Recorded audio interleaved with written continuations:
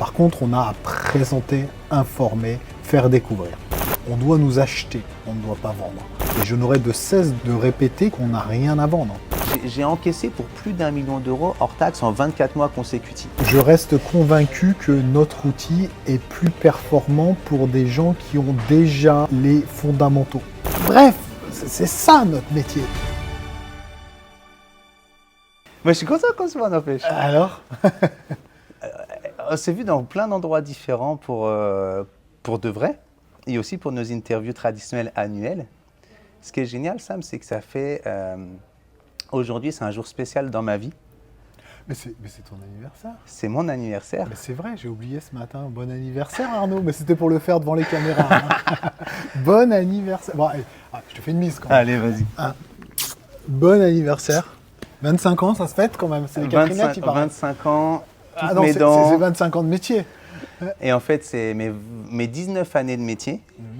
J'ai démarré le 2 novembre 2006 avec Christophe Al-Youssef à l'agence de Sèvres. Et c'est vrai que c'est aujourd'hui, on est tout début novembre, donc symboliquement, j'attaque le chapitre de ma 20e année de métier. Et ouais, c'est avec beaucoup de fierté et finalement beaucoup de simplicité, parce que ça ne change rien.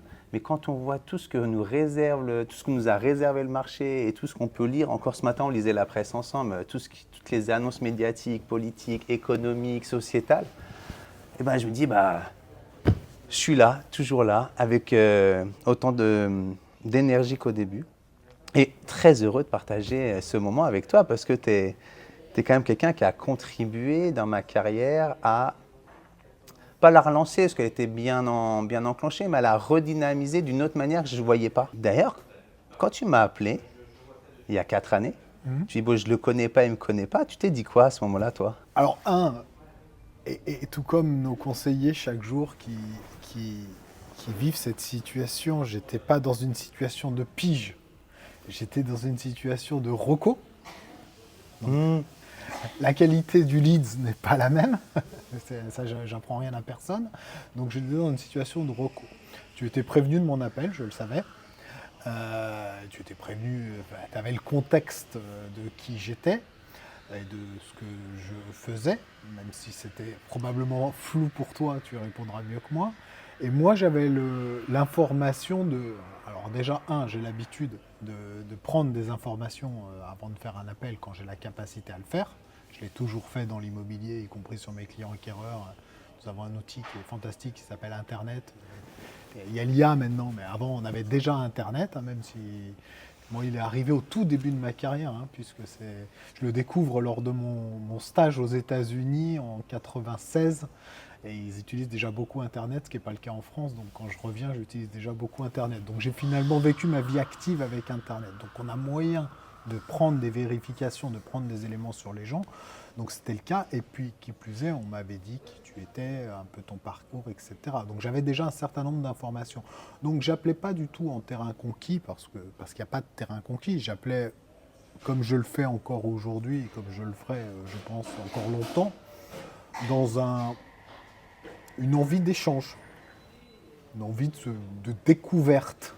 Là aussi, je crois que l'immobilier, en fait, ça transpire partout, en tout cas chez moi, mais dans une envie de découverte réellement. Quelle était ta situation, qui tu étais, quel était l'homme derrière le CV que j'avais pu voir, et quel était ton besoin. Où c'est que tu voulais aller, où c'est que... Et ensuite, de voir si notre proposition de valeur, ce que j'avais à offrir, puisque j'avais quelque chose dans mes mains, qui s'appelle EXP, pouvait convenir. Encore une fois, et je ne cesse de le répéter, comme tu le sais, je fais notamment il y a la réunion hebdomadaire dans EXP, mais il y a tous les mois une réunion sur comment coopter, comment développer son organisation, je fais ça tous les mois, et je n'aurai de cesse de répéter qu'on n'a rien à vendre. Pas là, on a des biens immobiliers à vendre, mais pas dans le côté organisation, développement, cooptation. Là, on n'a rien à vendre. Par contre, on a à présenter, informer, faire découvrir. On doit nous acheter, on ne doit pas vendre. Et là, je suis vraiment intimement convaincu, avec 5 ans de recul, que nous ne vendons pas, mais nous présentons, nous proposons, nous informons.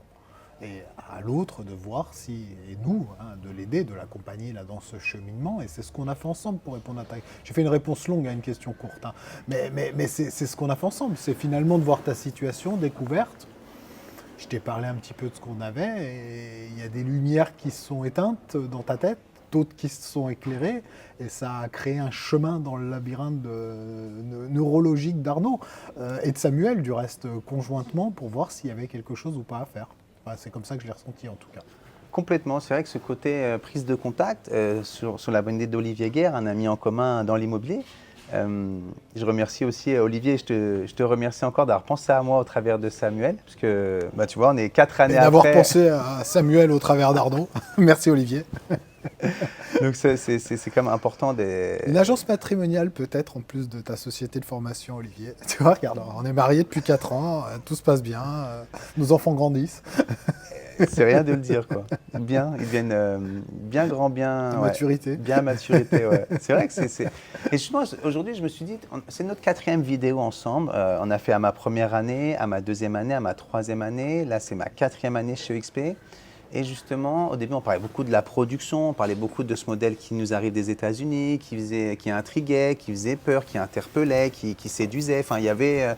Là, on a bien compris, en tout cas au travers de ce que j'entends, de ce que je lis, de ce que je reçois et toi aussi, que EXP aujourd'hui est connu et reconnu dans le paysage immobilier français, interpelle toujours autant et a gagné en crédibilité parce qu'a montré certains leviers de sécurisation pour les conseillers. Comment tu le vis, toi, à la tête du réseau aujourd'hui? Alors, toujours difficile, la tête dans le guidon, de prendre du recul, mais plusieurs étapes annuelles me permettent d'un peu en prendre. La grande convention internationale, le XPCon aux États-Unis, il y en a maintenant 4 par an, mais la grande aux États-Unis, qui était là il y a une semaine à Miami, donc j'en reviens, où là on voit bien que la France, même si c'est epsilon sur le chiffre d'affaires mondial qui est de 5 milliards, donc c'est epsilon, mais existe réellement, c'est-à-dire qu'il y a encore 2-3 ans, on me disait « Ah, quand c'est que vous ouvrez en France ?» On a ouvert depuis 2 ans. J'ai plus à faire ce type de réponse. Donc déjà, c'est rentrer dans le paysage des 5-10 000 conseillers qui sont là, mais donc des 90 000, parce que ceux-là sont une représentation de la totalité. Deuxième moment, et on est à la veille du salon Rent, qui pour moi est un espèce de symbole. Pourquoi ? Parce que dès la première année, donc dès 2021, je décide d'aller au salon Rent alors qu'il n'y a pas nos homologues au salon Rent. Je ne suis pas dans le copy, tous les top 10 des réseaux de mandataires immobiliers sont au salon Rent, il faut que je sois au salon Rent. Non, ils n'y sont pas. Je me dis, il faut qu'on y aille. On est dans la tech, on est dans la PropTech, on est une boîte d'immobilier. J'aime pas dire ça, parce que j'allais dire les meilleurs conseillers immobiliers vont au salon Rent, c'est pas vrai. Il y a plein de très bons qui vont pas au Rent. Mais c'est quand même les gens qui se donnent les moyens de s'informer, de regarder, même s'ils ne le font pas chaque année, sont quand même dans le top 15-20% des conseillers. Donc ils sont là, ils sont présents pendant ces 2 jours à Paris. Et je me dis, il faut qu'on soit exposant, il faut qu'on prenne un stand. Et là, alors on n'est toujours pas dans la dépense chez UXP parce qu'on aime redistribuer l'argent à nos conseillers plutôt que de le dépenser dans des opérations marketing. Mais la première année, on n'est vraiment pas dans la dépense. J'ai un stand caché dans un couloir de 9 mètres carrés. On n'a pas le temps de faire le truc derrière, c'est un drapeau avec un parapluie qui cache les valises. Enfin, je ne veux pas faire mon pauvre Samuel, mais voilà, on a un stand à l'arrache et personne, ou presque, ne connaît UXP. Personne, ou presque. On est assez peu de conseillers, on doit être une 50aine en tout sur la France au moment où je fais le salon. On vient d'arriver, on a eu quelques articles de presse, mais je vois bien qu'on est le terrible inconnu du salon, un de plus dans les réseaux de mandataires, complètement inconnu.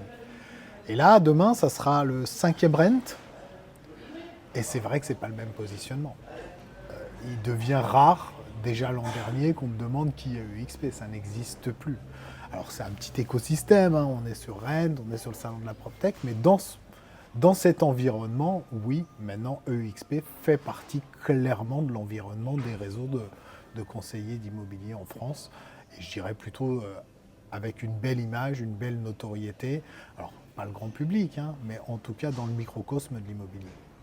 Ouais, c'est-à-dire que XP aujourd'hui, avec 5 années de présence sur le territoire français, est devenu connu d'une majorité des professionnels. Pas encore des familles, des consommateurs, mais au moins les professionnels. C'est dur à quantifier, mais comme tu dis, plus personne te demande Majorité, aujourd'hui. tu sais quoi, je crois pas, Arnaud. Et c'est là Pas où, encore, et ouais. c'est là où l'opportunité, Ah, tu elle vois. reste immense. Non, non, je pense pas. Je pense une majorité de ceux qui sont au rent, mais donc des 5% des conseillers qui s'informent, Parmi les plus curieux alors. parmi les plus curieux. Donc ceux-là, je pense, et encore, je suis certain qu'on va avoir des gens qui vont nous demander, voilà. Mais je pense que non, en termes de notoriété sur le monde de l'immobilier, je suis certain qu'il y a plein de conseillers en immobilier. Alors on a toujours du mal avec ces chiffres parce qu'on ne sait jamais combien on est exactement, mais alors on va dire une centaine de milliers de conseillers en immobilier, on doit être 110 000, peut-être on est 100 000 aujourd'hui en France, avec une attestation d'habilitation ou une carte T. Hein.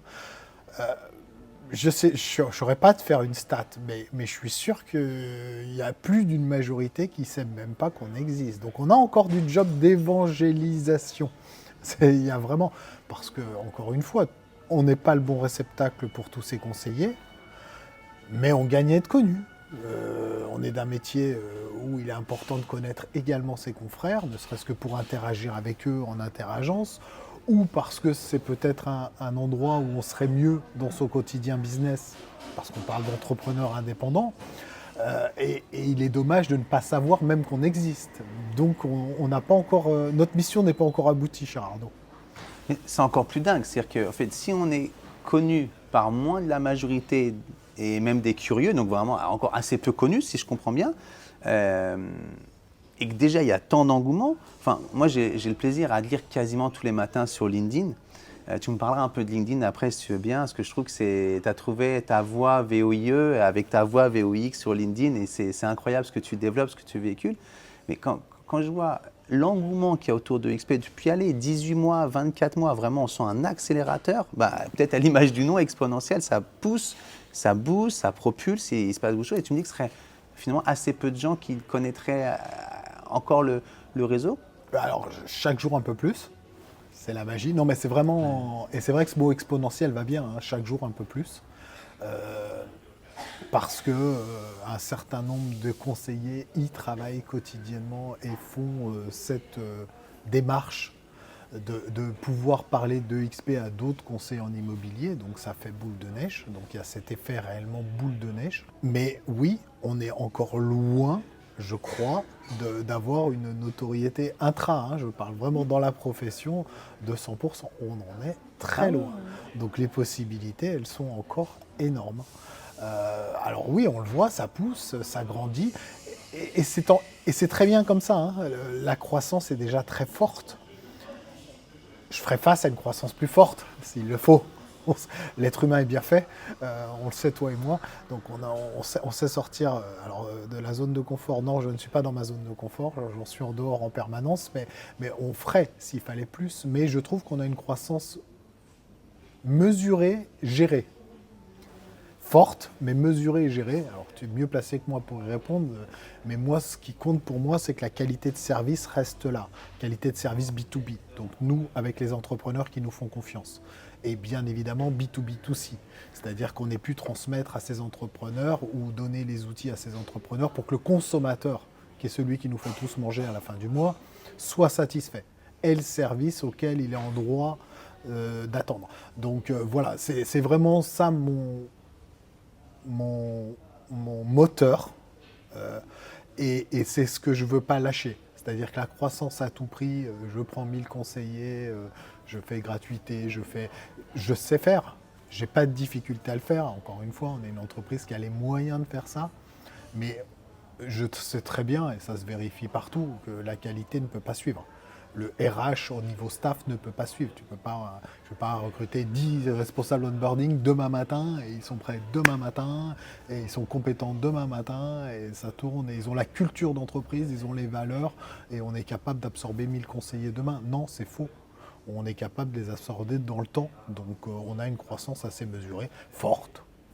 Je crois que c'est la plus forte des 5 dernières années, sans aucune discussion en pourcentage, puisqu'on est passé de 0 à plus de 700 conseillers aujourd'hui, donc suffisamment forte.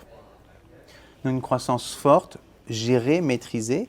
Je connais le soin que tu accordes, et moi je le vis au quotidien au travers des gens qui rejoignent UXP par mon intermédiaire.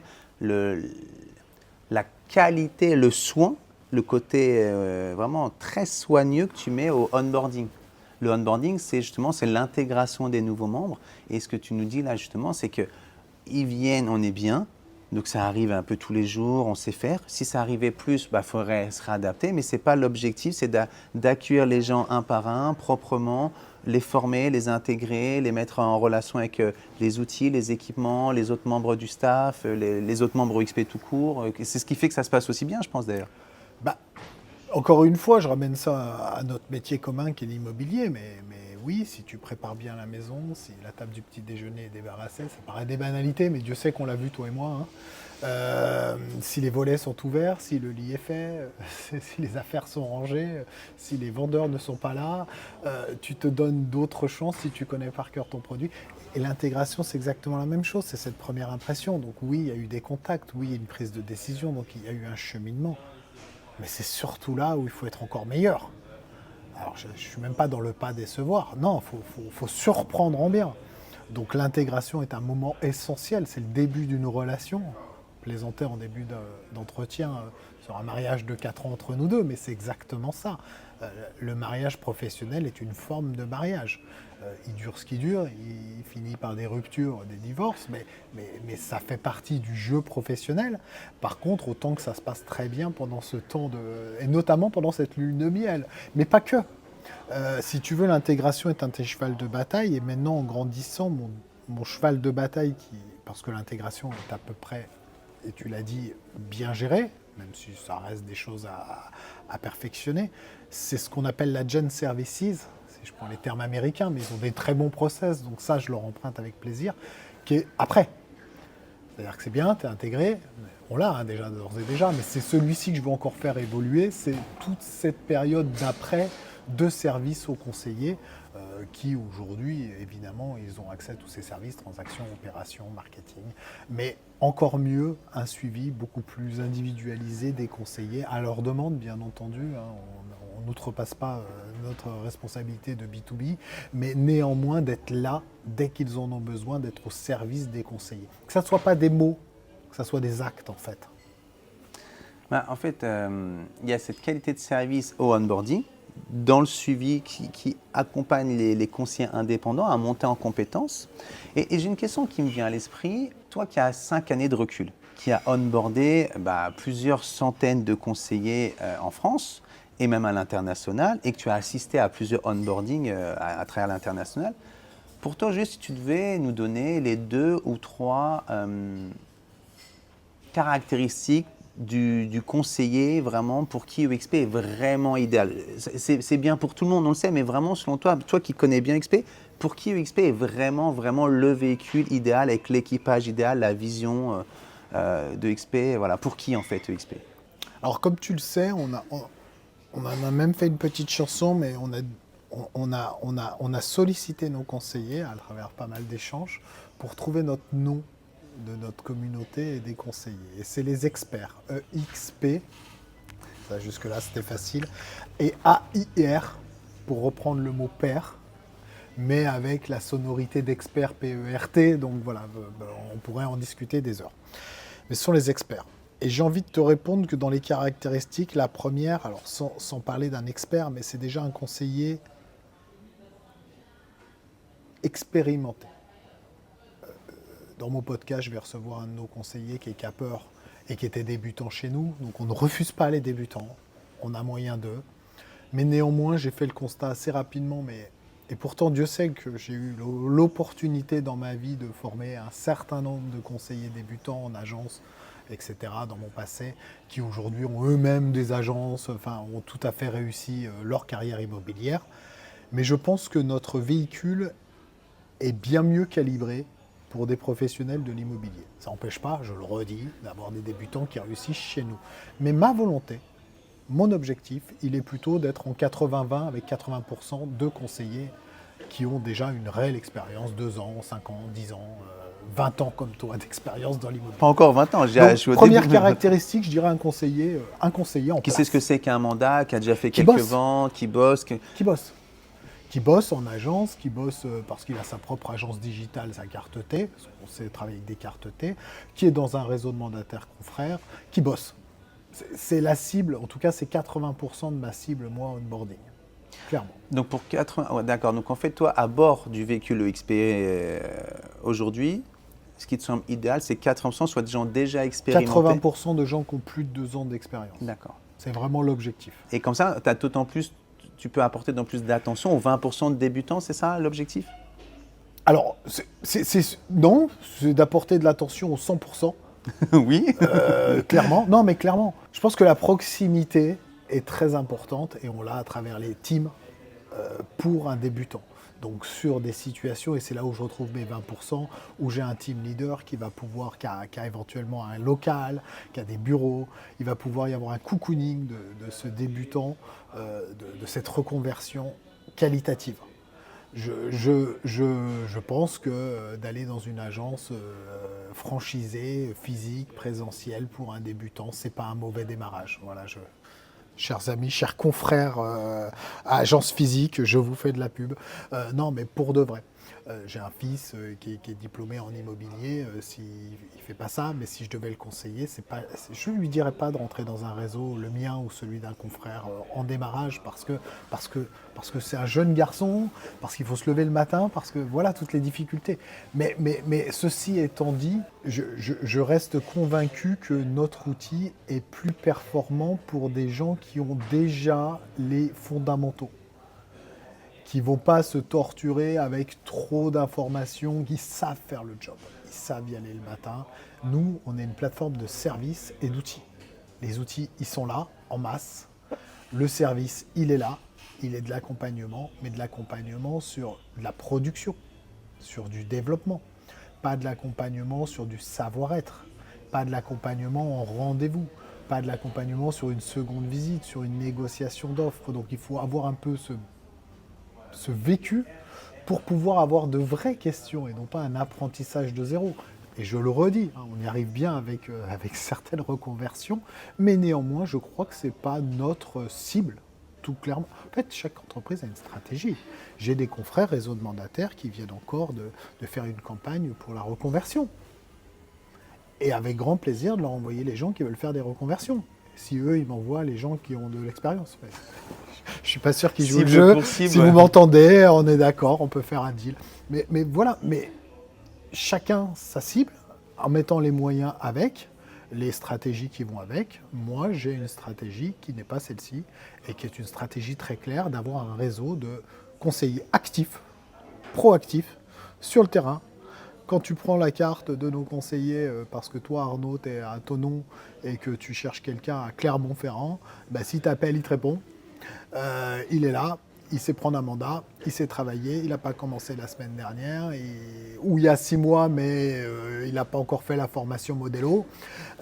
Voilà, mais toi-même, tu veux ce côté déceptif, sinon tu vas le vivre. Alors je ne dis pas que c'est un monde parfait chez UXP et que tout est comme ça, mais en tout cas, la route, elle est claire. Ma voix là-dessus, elle est claire, même si on peut les changer, les voix.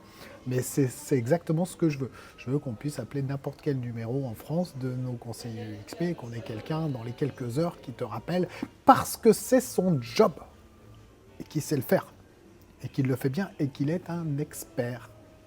Voilà, c'est vraiment là-dessus, je suis assez ferme. Et ce n'était pas la stratégie du démarrage, ce n'est pas tout ce qu'on a fait les 2 ou 3 premières années, mais c'est par contre le virage qui a été pris il y a un peu plus de 2 ans, et je rajouterai avec succès. Oui, parce que justement, depuis 2 années, moi qui le vis, je suis au cœur du réacteur, je suis bien au cœur du véhicule depuis quasiment la venue de XP en France.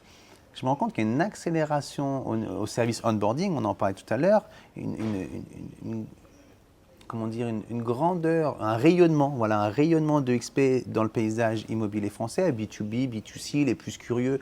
Ok, la proportion, on ne la mesure pas, mais quand même, ça éclabousse, ça rayonne, il y a du ricochet, voilà, c'est plus probant.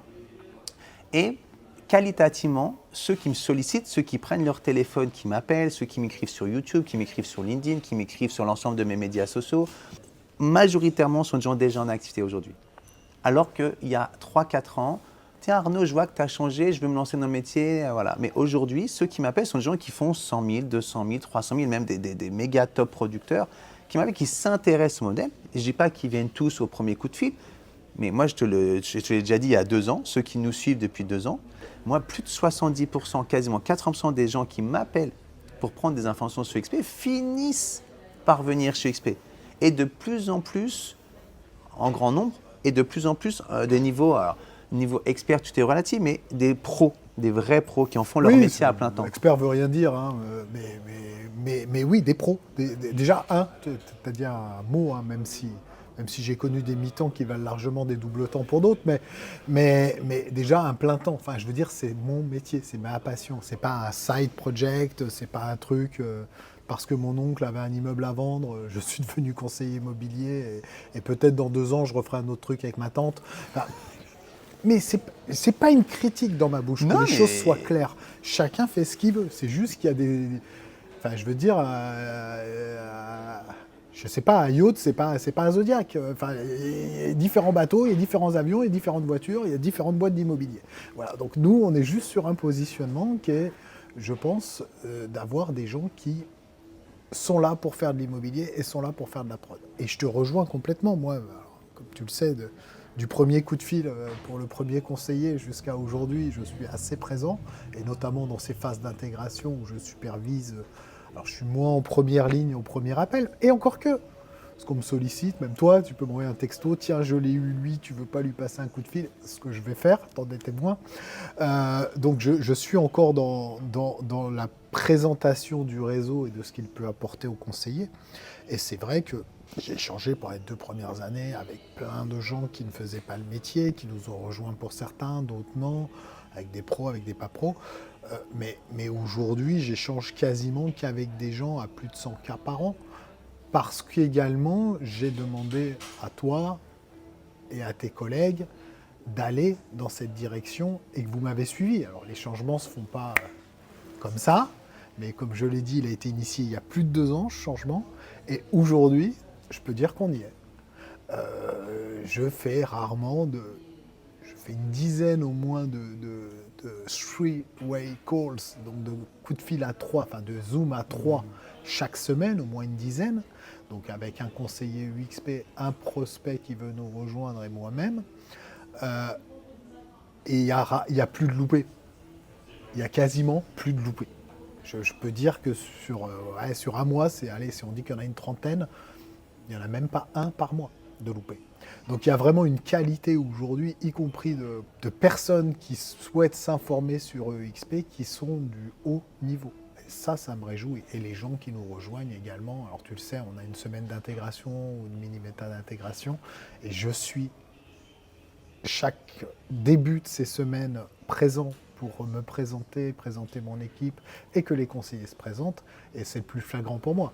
Quand tu les fais toutes, au début, quand on a lancé ça, on ne l'a pas lancé tout à fait au départ, mais quand on a lancé ça, une semaine d'intégration où il y avait 25 conseillers, tu avais 15-20 débutants et 4-5 qui faisaient de l'immobilier. Aujourd'hui, tu as 2-3 débutants sur les 25. Donc mon 80-20, il est réellement là, mais il a été switché complètement inversé. Je trouve ça, tu vois, j'ai toujours apprécié nos échanges d'être humain à être humain. On a toujours été, je pense, très clair. Moi, j'ai oublié qu'il y avait la caméra, là. Ouais, tu vois, non, mais... on a toujours été très clairs l'un avec l'autre, parce que toi, je pense que tu as un savoir moral élevé. Je pense que moi aussi, dans mes valeurs, c'est très important. Et on s'est toujours dit les choses.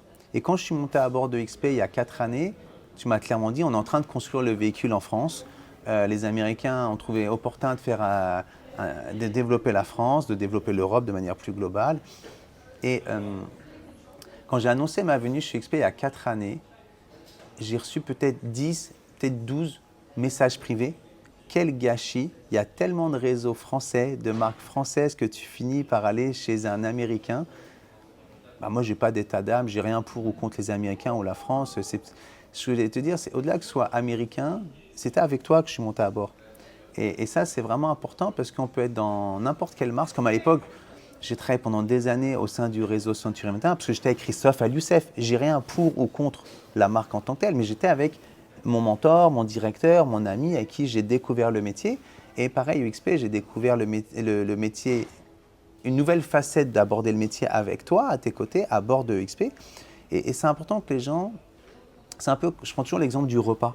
Tu fais un bon repas, bien sûr que c'est important ce que tu vas manger, mais moi j'accorde encore plus d'importance avec qui je vais partager l'assiette. Je préfère manger du riz blanc et un bout de jambon avec limite ma famille que d'être dans un repas mondain et t'en fais et j'en fais, où finalement tu es assis à droite, à gauche, donc tu ne partages pas la même vision de la vie, la même vision du moment, et finalement tu as un super assiette qui n'a pas la même saveur. Et ça, je trouve que c'est important que les gens comprennent. Et je sais que tu te rends disponible pour ça. Tu sais aussi que ça me prend du temps chaque semaine d'être disponible pour les gens qui s'intéressent à nous humainement, au-delà de la marque et ce que représente la croissance EXP. Qu'est-ce que tu en penses du côté, toi, justement, humain à humain, au-delà du côté portail d'annonces, services, produits et outils, etc. Tu le sais, moi, l'humain est au cœur de... Et mon moteur, enfin, je veux dire, c'est mon ADN, je ne sais pas faire autrement. Et je ne le fais pas parce que contraint, je le fais parce que c'est ma nature. Et là, du coup, les choses sont vachement plus faciles. J'en croise des gens hein, où tu sens bien que le rapport humain, y compris mes homologues, patrons de pays, hein, je ne citerai personne, mais tu le vois bien dans l'humain, que pour certains, c'est pas leur fort. Alors, ils ont d'autres compétences que j'aime pas, ou moins, dans la data, dans l'opérationnel, même si j'essaie d'avoir un vernis sur tout, hein, mais ils ont d'autres choses.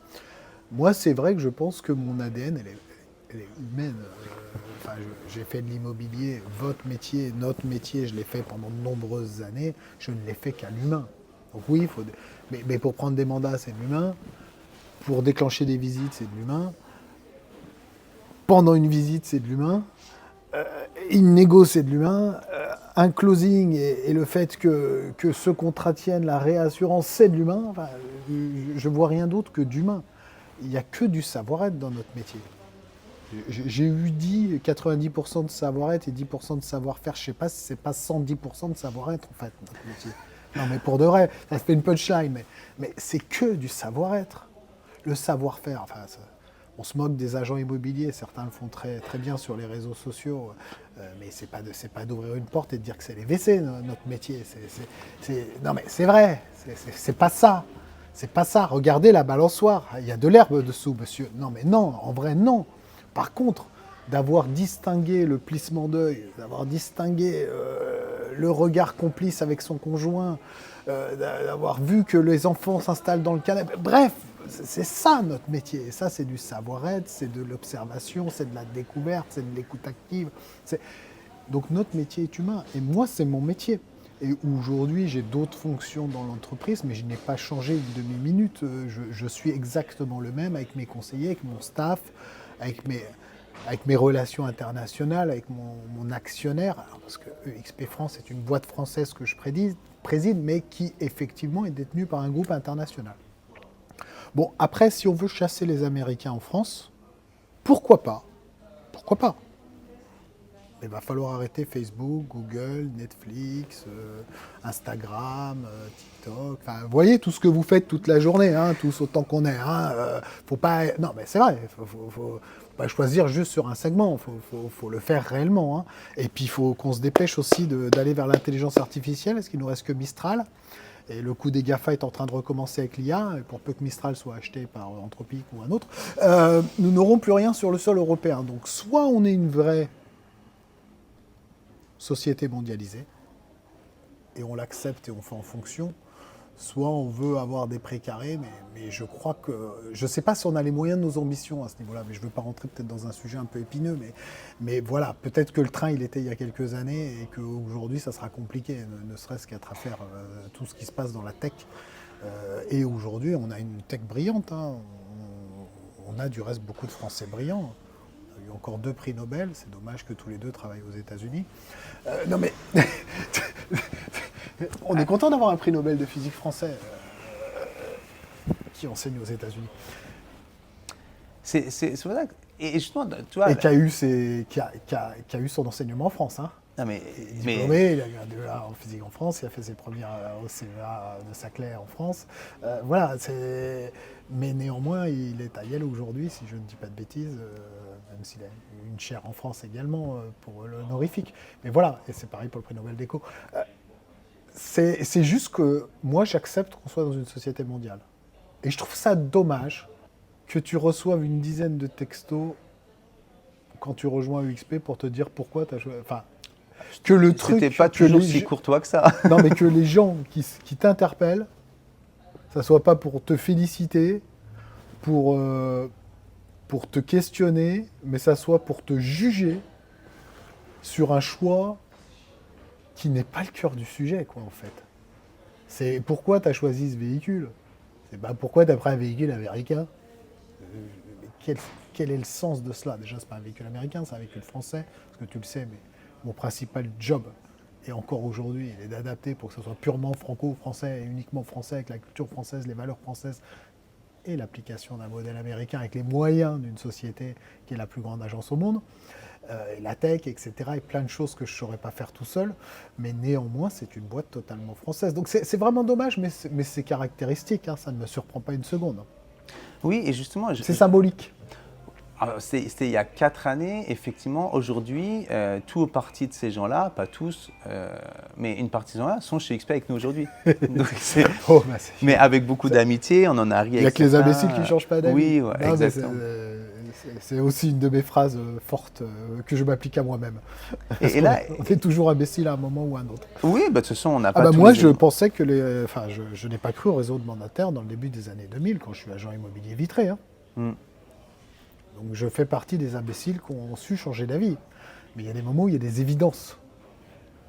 Je pense que s'opposer à l'évidence, c'est une perte d'énergie et de temps. Dubitatif, c'est bien. Se questionner, c'est très bien. Donc voilà, c'était pas écrit dans les années 2000 que le modèle du mandataire serait le modèle de demain. Par contre, en 2025, le nier, voilà. En Les 2000, chiffres je parlent pense, d'eux-mêmes. voilà. Mais en 2025, je pense que non. Puis les chiffres et mondialement, là aussi, ouvrons nos chakras. EXP Angleterre s'installe en 2019, donc un an et demi avant la France. En Angleterre, juste pour info, c'est un modèle de conseiller en immobilier salarié. Uniquement salariés. 95%, 98% sont des salariés. En agence, bureau ou vitrine, mais salariés. EXP va premier galop d'essai à l'international en Angleterre. C'est pas casse-gueule, c'est impossible. Ils sont tous salariés, ils ont les voitures, qu'est-ce qu'ils vont faire en indépendant? Aujourd'hui, EXP Angleterre, au bout de 6 ans, est numéro 1 en transactions en Angleterre, avec un modèle d'indépendant. Donc sur un marché où ça n'existait pas une demi-seconde. Donc voilà, si on reste dans le champ de ce qui est possible, si tu fais une analyse, tu y vas pas forcément. Et on est en train de renouveler cette expérience dans plein de pays où le modèle d'indépendant n'existe pas. Alors c'est pas le cas en France, hein. Au contraire, on est hyper mature. Hein. On a des réseaux de mandataires dans tous les sens, y compris dans les agences. C'est un modèle d'indépendant pour la plupart. Les salariés, il y en a de moins en moins dans les agences immobilières, c'est devenu. Donc voilà, donc nous on est le marché le plus mature au monde, je pense, avec les US. Hein. Et je pense qu'on est même plus mature que les US, sur le développement et sur l'indépendance. Avec le statut d'indépendant, Ouais. on est plus mature que. Les réseaux de mandataires, on a commencé très tôt. Hein. Moi, j'ai vu naître, je suis montpelliérain, enfin, d'adoption, parce que je suis au Savoyard, soyons clairs. C'est fait. Il n'y a pas une vidéo, je ne le dis pas, pour le moins. Surtout quand c'est sur mes médias Voilà, sociaux, en plus, on est obligé de le rappeler. je là. suis au Savoyard, et fier de l'être, mais immigré pour des questions de chaleur dans le sud depuis une trentaine d'années à Montpellier. Et Capifrance, qui est le premier, c'est un de mes confrères, est né à Pérols, banlieue de Montpellier, 5 km de Montpellier, en 2001 ou 2002, moment où j'ai mes agences Coldwell Banker. Donc je les vois naître, je vois les premiers mandataires. Technique de l'escargot, les premiers sont autour de Montpellier, quoi. Donc je vois réellement les réseaux de mandataires naître, avant l'arrivée de notre confrère IAD qui bouscule un tout petit peu le modèle en 2008, et en mettant en place un système également de cooptation, en mettant en place des systèmes de rémunération différents, des packs différents, et qui bouscule et qui ensuite fait pas mal de petits, des émules, des copycats, dans le sens noble du terme. Hein. Et quand je l'ouvre en 2019 et que je fais mon benchmark, je crois qu'il y a 185 réseaux de mandataires indépendants. En quelle année? En 2019. Je crois que ça a duré comme ça, ouais, quasiment 200 pendant longtemps. 2019-2020, quand je commence l'analyse de XP du modèle. Alors non, c'est début 2020 le premier contact avec XP. Donc c'est à ce moment-là où je commence mon analyse. Mais oui, je crois qu'il y a 180, 185. Il doit y en avoir moins aujourd'hui. On doit être plutôt à 130. Enfin, je n'ai pas à re-regarder, mais plutôt 100, 130. Et avec beaucoup en difficulté. Mais voilà, là, à ce moment-là, c'est un peu la folie du réseau de mandataires, quoi. Tu sais pas quoi faire, tu fais un réseau de mandataires. Nous ne sommes qu'un de plus à l'époque. Oui. Et justement, en parlant un peu de discours authentique, au sens clarté, sans filtre, moi, ce que j'apprécie beaucoup dans ce trait de caractère que tu incarnes, c'est de dire les choses telles que tu les penses et n'en déplaise aux gens. Tu as pris beaucoup la parole sur LinkedIn ces derniers temps, ces quelques mois. Qu'est-ce qui t'a amené à te dire, voilà, j'ai des choses à partager, j'ai un background, j'ai mon vécu, j'ai ma personnalité, j'ai ma vie, voilà. Et tu as commencé à communiquer sur LinkedIn, puis ça a très très vite pris. Les gens se sont intéressés à qui tu es, à l'homme, au professionnel, à ton positionnement avec XP en France. Comment ça t'est venu l'idée de communiquer avec les gens sur LinkedIn et quel retour tu en reçois aujourd'hui justement de cette prise de parole hebdomadaire, hein, même multi-hebdomadaire finalement? Déjà, en préalable, je vais dire que c'est pas dans ma culture. C'est-à-dire que je suis très humain et je suis pas réseaux sociaux. À tel point qu'en 2020, quand je rejoins EXP, mon compte Facebook est suspendu depuis plusieurs années. Réellement. Alors LinkedIn, je l'ai toujours eu, mais je m'en occupais pas, je publiais pas. Mais c'est vrai que je l'avais déjà avec un socle assez solide parce que c'était le premier LinkedIn. Donc c'était le LinkedIn recrutement, RH, on sait jamais. J'ai eu des postes à responsabilité chez Kaufmann Broad, le promoteur. T'es chassé, t'es pas chassé, t'as ta boîte, tu vas chercher des clients, des fournisseurs. Bref, le côté vraiment première version de LinkedIn. Parce qu'il a changé quand même. C'est devenu un vrai réseau social professionnel, mais à part entière. Donc je ne suis même pas sur Facebook. Et là, je découvre notre modèle, je mets en place ce qu'on doit mettre en place. Et évidemment, comme là, je suis allé à Miami il y a 15 jours, mais j'ai fait 7 ou 8 déplacements aux États-Unis dans ces 4 dernières années, pour des conventions la plupart. Mais le poids des réseaux sociaux, alors je n'ai pas besoin des États-Unis pour ça, hein, ne rigolez pas derrière la caméra, mais le poids des réseaux sociaux dans notre environnement est monstrueux, mais surtout sous-exploité. Clairement. Qui prend la parole dans les patrons de réseau aujourd'hui sur les réseaux? Ça tombe bien, vu qu'il n'y avait personne, je me suis dit, tiens, pourquoi pas y aller. La place était libre, elle était vacante. C'est en fait en termes de positionnement stratégique, tu t'es dit, bon, tu as connu LinkedIn avec la première version, le premier sens que prenait LinkedIn. Ensuite, toi, tu étais venu, tu as pris ta position au sein de XP, tu t'es réintéressé aux réseaux sociaux au travers du personal branding, corporate branding, de ce que tu recevais à travers le monde, notamment au travers de XP. Tu t'es dit, bon, où, quand, comment je peux, moi, me positionner, et tu es revenu sur LinkedIn. Alors déjà, tu le sais, je suis papa de 4 enfants, mais je le pense dans le domaine professionnel, et je fonctionne comme ça. En fait, le problème, c'est que je transpire beaucoup mes propres objections, comme nous tous.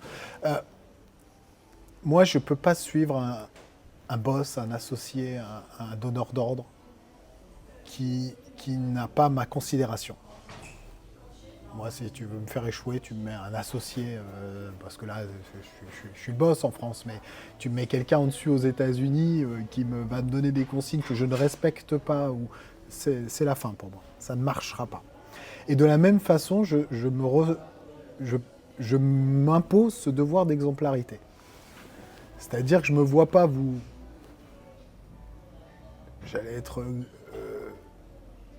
bassiner, je vais l'employer le terme, avec les réseaux sociaux chaque semaine, vous harceler en disant faut que vous y alliez, et moi-même ne pas le faire. C'est quelque chose qui ne fait pas partie de mon champ des possibles. C'est d'abord tu fais, tu montres, et en même temps du reste, tu n'as pas besoin du d'abord, mais toi tu fais. C'est-à-dire, tu dis, bah si, l'eau, elle est super bonne, mais moi, j'y vais pas parce que je préfère 3 degrés de plus, quoi. Non, bah non, c'est toi, tu y vas et tu dis aux autres d'y aller. Et dès mes premiers contacts avec les ateliers qu'on peut faire dans les conventions, etc., ce qu'on bosse dans les conventions aux États-Unis, et ça, c'est vachement bien, mais les réseaux sociaux sont essentiels. Mais les conseillers américains qui ne publient même plus ni sur les sites internet, ni sur les plateformes de MLS, etc., mais ils sont pléthores. Mais pourquoi? Parce qu'ils ont 40 000 sur Insta, parce qu'ils ont 30 000 sur Facebook, parce que dès qu'ils font une publication d'un listing, c'est pas du off-market, ils ont le truc, mais ils le vendent. Parce que ça se relaie, parce que ça passe, les réseaux sociaux suffisent. Et ça, tu n'auras pas échappé à Ardon. Mais les réseaux sociaux, c'est gratuit. C'est-à-dire que là, ce qu'on est en train de se dire, c'est qu'il existe un outil qui est gratuit, qui est à la portée de tous, qui est simple, qui demande du temps, qui demande du travail. J'ai jamais rien connu qui ne demande pas du temps et du travail. Et qui n'est pas exploité. C'est une réalité qui n'est pas exploitée. Si on prend les 100 000 conseillers immobiliers aujourd'hui et combien exploitent correctement les réseaux sociaux, je pense que le pourcentage est très très faible. Et en fait, ça te sert, j'ai l'impression, enfin en tout cas moi je le vis au quotidien. D'ailleurs là, la vidéo sera sur différents médias sociaux, que ce soit en termes d'extrait ou en vidéo intégrale. J'ai l'impression que ça a deux leviers. Un, ça augmente notre visibilité, il faut dire ce qu'il y a. Les gens sont quand même sur leur téléphone, leur tablette. Et puis il y a le système de ricochet, de partage, de comment like, enfin là, il se passe plein de choses. Et beaucoup, j'ai l'impression que ça sert de principe de réassurance, comme le bon vieux site des années 2000 justement. C'est-à-dire qu'à un moment donné, c'est presque la nouvelle vitrine aujourd'hui, les réseaux sociaux. Oui, puis c'est la nouvelle façon de consommer de l'information, je pense, également. C'est-à-dire qu'on a la presse spécialisée, on a ces médias-là, c'est politiquement très incorrect, mais très souvent prédigérés ou en tout cas financés. Non mais... Et donc du coup, c'est biaisé. Ça ne veut pas dire qu'il n'y a pas une presse qui réalise réellement des articles, et j'en ai bénéficié. Mais très souvent, si tu n'as pas de campagne marketing associée, etc., tu es sorti. Donc j'ai eu cette envie parce que encore une fois, nous avons fait le choix de vraiment redistribuer une grosse partie de nos revenus à nos conseillers. C'est notre business model. Et là-dessus, si vous vous rapprochez d'un conseiller UXP, vous aurez l'ensemble des informations. Mais je trouve que de pouvoir utiliser cette liberté de parole sans limite aucune, et vraiment, c'est succulent, quoi. Et je sous-exploite, hein. Moi, c'est LinkedIn. Alors, c'est marrant parce que j'ai fait un atelier sur les réseaux sociaux la semaine dernière, donc à notre conférence à Miami. Et il citait les réseaux sociaux, et ça a été Insta, Facebook, TikTok et YouTube. Il manque le bleu, là. Ils n'avaient même pas LinkedIn dedans. Et c'est vraiment, là aussi c'est culturel, parce qu'en France il marche très bien, notamment dans le B2B. Et c'est, je pense, un réseau très très porteur dans le B2B, mais pas partout. Et c'est vrai que pour mes conseillers également, mon conseil il n'est pas forcément d'être très fort sur LinkedIn. Voilà, mais je pense que Insta et Facebook sont plus importants pour eux. En tout cas pour toucher le consommateur final, hein, ça dépend quelle est ta cible. Moi ma cible elle est en B2B. C'est de parler aux conseillers en immobilier, d'informer sur UXP, d'informer sur qui je suis, d'informer sur le réseau, sur ses nouveautés, sur mes prises de position qui valent ce qu'elles valent. Mais bref, au moins je ne me cache pas. Et avant de décider d'un mariage, ils savent à qui ils ont affaire. Donc effectivement, on est dans le personal branding, on est dans l'exposition, qui n'était pas quelque chose que j'avais envie de faire, mais que finalement, c'est comme tout, hein. Tu sors de ta zone de confort, puis l'un dans l'autre, tu finis par y prendre un certain plaisir, ou en tout cas une certaine habitude, et pas de déplaisir. C'est plus facile aujourd'hui qu'au début où j'ai dû me contraindre à y aller. Mais oui, aujourd'hui, il y a un vrai fil éditorial, je pense. Il y a un vrai travail derrière. Ça ne se fait pas sans rien. Donc il y a un vrai boulot. Il y a du temps consommé pour le faire. Par contre, il y a effectivement des résultats. En termes de notoriété, en termes d'image, en termes de retour, de leads. Et il y a ce que je mesure, mais je mesure tout ce que je ne mesure pas.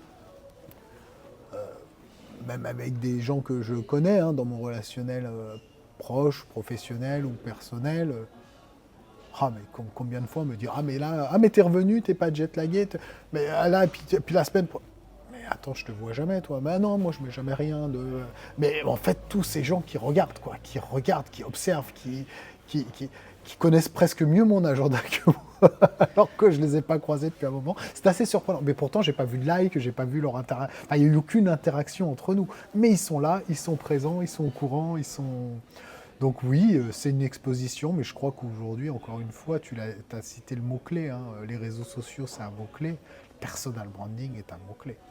Et c'est un mot-clé pour moi, mais c'est un mot-clé pour chacun d'entre vous. Parce que vous devez, et tu le fais très bien, hein, parce que tu me teases sur les réseaux sociaux, mais tu es très présent, tu l'as très bien compris aussi. Et peut-être qu'une part de ta réussite, parce qu'on peut parler de réussite, est également due à cette démarche que tu as faite dans le temps. Parce que c'est en 4 ans aussi que tu construis des choses pareilles. Ouais, j'ai commencé il y a 4 ans, hein, enfin il y a 5 ans, réellement. Alors, si tu me poses la question dans quelle mesure les réseaux sociaux ont contribué à ma croissance, pro et perso, 80%. Ah bah tu vois. Si tu vois, j'ai fait plus d'un fou, million. hein. Alors, je vais te donner une anecdote. J'ai encaissé pour plus d'1 million d'euros hors taxes en 24 mois consécutifs, à cheval entre 2014 et 2016. Je prends 24 mois, j'étais à quasiment 1,05 million d'euros d'actes hors taxes. Si je devais aujourd'hui, en 2025, tu vois, je parle de ça il y a 10 années, si je devais aujourd'hui appliquer le même processus organisationnel, les mêmes techniques d'approche prospect, les mêmes techniques de suivi, bref, si je devais prendre le professionnel que j'étais il y a 10 ans à aujourd'hui, je fais à peine 300 000. Je perds au moins 40, voire 50% de mon chiffre d'affaires à appliquer les mêmes méthodes. Et je pense, chacun à son niveau, vit les mêmes pertes s'il ne change pas. Moi, j'ai eu, je ne vais pas dire merci à la Covid-19, mais le confinement, j'avais 40 ans, ça a contribué à une introspection privée, pro, perso, en famille, tout seul, voilà. Et j'ai compris à ce moment-là le déclic, punaise. Le téléphone, ça va devenir mon nouvel outil de communication, pas en appel à froid ou à chaud ou à tiède, mais aussi en écrivant, en communiquant, en acceptant le côté asynchrone de la communication, notamment grâce aux médias sociaux. Au sortir du confinement, je le dis souvent en anecdote, je vends un immeuble à Évian-les-Bains grâce aux médias sociaux. C'était un couple qui était propriétaire, madame, monsieur. Madame écrit sur Messenger, admettons un mardi, je lui réponds et je comprends qu'elle a quelqu'un dans sa vie, que c'est une famille, qu'on va se rencontrer au sortir du confinement. Quelques jours plus tard, un monsieur m'écrit pour un projet. Je sais pas, c'est le même en première année, et puis je creuse et puis je me rends compte que c'est le même projet. Tiens, encore un madame et une monsieur qui communiquent, même en étant confinés, tu te dis, bon, ça c'est autre chose. Vous êtes chacun dans une chambre. Ouais, l'ironie, tous les deux séparément ont accroché à ce que je pouvais partager sur Facebook à l'époque, m'ont sollicité, contacté de manière indépendante et libre l'un et l'autre, on a fait le rapprochement, c'est assez rigolo, et j'ai vendu l'immeuble. Du coup, plusieurs dizaines de milliers d'euros hors taxes encaissés au sortir du confinement, plus un PGE, ça m'a relancé de plus belle tout de suite. Sinon, j'aurais pu être encore traîner une difficulté comme beaucoup ont eu du mal, voire n'ont pas réussi à s'en remettre. Donc oui, grâce aux médias sociaux, je suis non seulement toujours en vie à titre professionnel, et plus que toujours, finalement, en croissance, toujours pareil grâce aux médias sociaux. Donc je bois tes paroles parce que je suis aligné avec toi à 1000%. Et puis c'est bon. Enfin, encore une fois, là, si j'essaie de le transpirer autant que faire se peut, mais jamais assez. Alors, il y a plusieurs conseillers qui m'ont accompagné à Miami, enfin, qui ont fait le déplacement à Miami, mais je crois qu'ils en reviennent métamorphosés. Parce qu'il faut le vivre. Mais quand tu es sur place, tu le vois, le poids de ces réseaux sociaux, finalement, dans les conseillers. Parce que on était 5000 conseillers sur les 90 000 que compte XP, mais effectivement se déplacent un peu les top producteurs, etc., les top développeurs. Mais ils font que ça. Ils ont leur équipe de caméramans avec eux, ils font des réseaux sociaux. Le mot influenceur dans l'immobilier existe réellement là-bas, mais du reste, on le voit y compris en France. Par contre, c'est dommage, on en a très peu, voire pas, un ou deux, qui du reste sont que des influenceurs et se mettent à l'immobilier après. Donc, non mais c'est... Il y a une place à prendre, comme tu dis, entre être sur le terrain. Oui. Non, mais il y en a plein, il y en a plein. Et encore une fois, c'est le début de quelque chose. Ce n'est pas la fin d'un cycle. Je ne sais pas quel réseau on ira demain. Facebook, on annonce sa mort depuis 10 ans, mais il est encore bien présent. Bien là. Il y a des nouveaux réseaux, il y en a qui ont disparu. Je ne sais même plus comment ils s'appellent là, mais où où c'était que radio, ça devait être le nouveau truc. Bon, bref. Je vois de quoi tu parles, j'ai oublié le nom C'était tellement juste ça a après le duré. confinement, Oui, oui, oui, celui-ci oui, il oui. devait marcher très fort, il ne marche pas, mais bon, c'est pas grave. Notre ami président américain ou son collègue nous en crée également, mais peu importe. Mais aujourd'hui, il y a quelques fondamentaux, il y en a quelques-uns qui fonctionnent. Avoir une bonne chaîne YouTube, choisis le tien. J'ai envie de dire, si on peut donner une reco, choisis ton réseau, sois fort dans un réseau. Et après, tu verras si t'en fais un deuxième. Déjà, cherche pas à faire tout en même temps. Fais-toi une bonne chaîne YouTube, fais des montages. Tu peux, sur une journée de tournage, c'est un investissement en temps, en énergie, éventuellement en argent. Mais oui, tu peux bloquer quelqu'un une journée de tournage pour te faire quasiment 6 mois ou un an de contenu. Alors, il faut que tu aies préparé ton job pour le passer en une journée. Mais une journée de tournage, ça ne va pas te coûter une fortune. Tu peux avoir un truc super bien monté. Tu as un an pour alimenter ta chaîne YouTube. Tu vas réellement te faire une notoriété. Tu vas avancer. Ça va te faire du business. C'est évident que tu vas largement rembourser le retour sur investissement. Il sera là. Après, si tu n'investis pas, ne pas avoir de retour sur investissement, c'est quelque chose de normal. Je dis la palissade, mais voilà. Si tu n'investis pas ton temps, ton énergie et éventuellement ton argent dans ton activité, tu n'auras pas de retour sur investissement. Par contre, si tu l'investis, et là je suis catégorique, tu auras un retour sur investissement. Les réseaux sociaux en font partie. Mais oui, c'est un temps long. C'est un temps long. Oui, il y a du contenu qu'il faut toujours 3 mois, 6 mois, 9 mois, 12 mois de mise en place, pour plein de raisons cumulées, de la répétition. Répétition, de qualité. En plus, il faut trouver justement sa voie, faut trouver sa voie, sa prise de position. Petit à petit, on chemine avec sa communauté. Tu l'as plus ou moins dit en filigrane, mais trouver sa voie, je crois que c'est assez simple parce qu'il faut être authentique. Je crois que l'authenticité, ce qui paye, et moi, alors j'ai pas trop de problème avec ça parce que je crois que je sais pas faire différemment. Là, je suis aidé à ce niveau-là. Ça fait partie de, voilà. Je sais juste pas faire différemment, mais à titre personnel comme professionnel, hein, je suis un piètre menteur. Je sais pas faire. Des trucs qu'on sait faire et d'autres moins bien. Je sais enjoliver, hein, on va pas non plus se voiler la face, mais je sais pas mentir. Donc je suis plutôt authentique. Et je crois que c'est vraiment ce qui est recherché. Donc c'est d'avoir une véritable authenticité. Je peux dire des conneries et ça m'arrive et ça m'arrivera encore. Je ne suis pas à l'abri d'avoir un post malheureux, malencontreux ou un commentaire qui ne va pas. Mais parce que je suis authentique. Parce que sur l'instant, peut-être dans ma mauvaise journée, peut-être dans ma mauvaise semaine, ou peut-être mauvaise appréhension de ce sujet-là, je vais peut-être écrire un truc qui n'est pas juste. Mais c'est pas grave. C'est pas pour autant que je le supprimerai. On est un tout. Avec nos émotions, notre charge mentale, le schéma des pensées, notre mouvement, et il se peut qu'on lise trop vite, on répond trop vite, ou alors on écrit trop vite, ou alors on se relit trop vite. Enfin, la notion de trop vite, elle est dans tous les domaines de notre vie et on n'est pas à l'abri. Et puis même si on prend le temps et qu'on met le soin, celui qui va le recevoir, le message, le post, peut lui aussi le lire trop vite, ou être mal luné, ou avoir un contresens. Enfin, c'est la vie de la communication finalement. Et puis c'est vrai que encore récemment, je pose peut-être un peu plus polémique que d'autres, mais je me suis fait plein d'amis. Hein. Il y a une agressivité également derrière un clavier, il y a une facilité, et puis un détournement, et puis ça prend vite de l'escalade. Et puis c'est vrai que le message écrit est plus compliqué que le message oral pour pouvoir s'expliquer. Donc chaque mot a un poids. Donc oui, mais c'est amusant. Moi j'arrive maintenant vraiment en sourire. Donc oui, ça ne m'empêche pas de dormir, d'avoir des haters, mais j'ai plus de gens qui m'aiment a priori que. Mais c'est pas non plus ce que je recherche. Ce que je recherche, c'est simplement à être authentique, à être présent et à tenir mon rôle, parce que je crois que c'est mon rôle, à la fois auprès des conseillers qui me font confiance, et également auprès des conseillers qui ne sont pas UXP, mais qui souhaitent me lire, s'informer, être curieux, et peut-être un jour se rapprocher de nous, ou pas, mais peu importe. Ce que je te propose, Samuel, parce que toi et moi, on a un rendez-vous, je vois à ta montre l'heure, on est tous les deux attendus.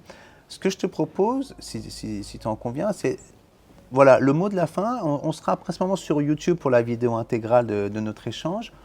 Principalement, ceux qui nous regardent sur ma chaîne YouTube sont des mandataires, des agents, des conseillers immobiliers, salariés, indépendants, depuis longtemps, depuis peu de temps. Mais voilà, c'est principalement des gens qui sont dans le domaine de l'immobilier. Je te laisse le mot de la fin et tu conclus comme je trouve que j'ai beaucoup parlé. Mais... c'est le but, c'est le principe de te donner la parole. Le mot de la fin, le mot de la fin, il va rester sur l'humain parce qu'on en est la démo à travers cette 4e interviews en 4 ans, alors on en a fait plus, mais en tout cas à date anniversaire, que tu sollicites. Si d'autres conseillers UXP se posent la question, voilà, Arnaud me sollicite, et ben je suis là. Si vous me sollicitez, je suis là de la même façon. Donc tu me sollicites chaque année, tu es même descendu à Montpellier en faire une, qu'on avait fait dans un bar fermé. Enfin, Je mettrai le lien, parce que celle-ci, elle est quand même sympa. Ouais. Là on est à l'hôtel, on a squatté un morceau à Paris avant le rent, enfin bon, avec nos moyens, mais ça c'est ce qu'on aime tous les deux. Mais notre relation elle est avant tout humaine. Enfin je veux dire, on ne se téléphone pas tous les jours, loin de là. Par contre, quand il y en a un qui appelle l'autre, il y a tout de suite interaction. Et c'est vrai avec tous mes conseillers. Et je crois que oui, c'est une rencontre. Et tu fais aujourd'hui partie intégrante de la construction du réseau, puisque ton organisation dépasse les 200 conseillers. Mais c'est surtout que tu as apporté une stature. Plein de très bons conseillers, de top producteurs, de team leaders nous ont rejoints. Mais tu as été un des premiers, certainement, à mettre un pied, à prendre le risque. Donc tu fais partie des symboles de ce réseau et je t'en remercie. Et qui plus est, dans le temps, dans la continuité, moi j'ai vu un Arnaud que j'ai découvert il y a 4 ans, mais j'ai vu une réelle évolution. Et je continue à la voir et j'attends celle dans 4 ans parce que, non mais clairement, si tu te rappelles de nos premières conversations, de où tu en étais et de ton appréhension du modèle, du reste de l'organisation, mais même je t'aurais dit que tu aurais 200 personnes dans ton organisation dans 3 ans. Il y a 3 ans, tu ne m'aurais pas cru et c'est le cas aujourd'hui. Et ce matin, au petit déjeuner, on avait une autre conversation et c'est même toi qui es plus punchy que moi. Donc voilà, l'évolution est là et je crois que c'est une belle aventure humaine et professionnelle pour moi, mais pour toi également. Donc merci UXP et merci les experts.